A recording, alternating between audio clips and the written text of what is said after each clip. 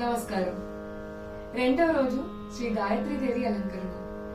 ఆ అమ్మవారిని తలుచుకుంటూ ధీమహి గాయత్రి అనే కీర్తనని గణపతి సచ్చిదానంద స్వామీజీ వారి రచన రేవగుప్తి రాగంలో ఏకతాళంలో పాడుతాం. ధీమహి గాయత్రి సతతం ధీమహి గాయత్రి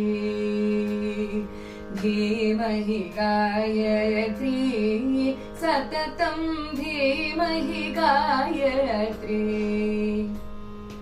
सन्ध्यात्रितये मुनिविनुता सवितृवरेण्य श्रीरूपा सन्ध्यात्रितये मुनिविनुता सवितृवरेण्य श्रीरूपा धीमहि चोदनशीला भर्गो रूपां तां देवी धीमहि चोदनशीला भर्गो रूपां तां देवी भर्गो रूपां तां देवी धीमहि गायत्री सततं धीमहि गायत्री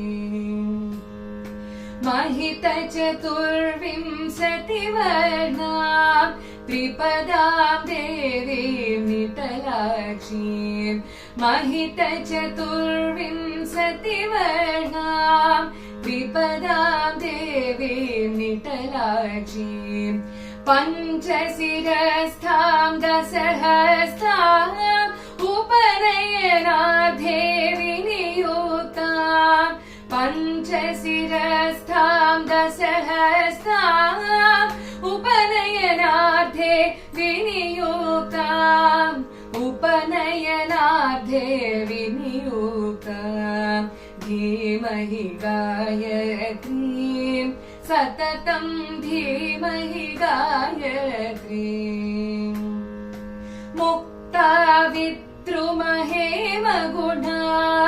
घनधवलोज्ज्वलवर्णमयी मुक्ता विद्रुमहेमगुणा घनधवलोज्ज्वलवर्णमयी व्याहृतिरूपां प्रणवार्धां गायक सच्चिदानन्दकदा व्याहृतिरूपां प्रणवार्धां गायक सच्चिदानन्दकदा गायक सच्चिदानन्दकदा धीमहि गायत्रीं सततं धीमहि गायत्रीं धीमहि गायत्रीं सततं धीमहि गायत्रीं सततं धीमहि गायत्रीं सततं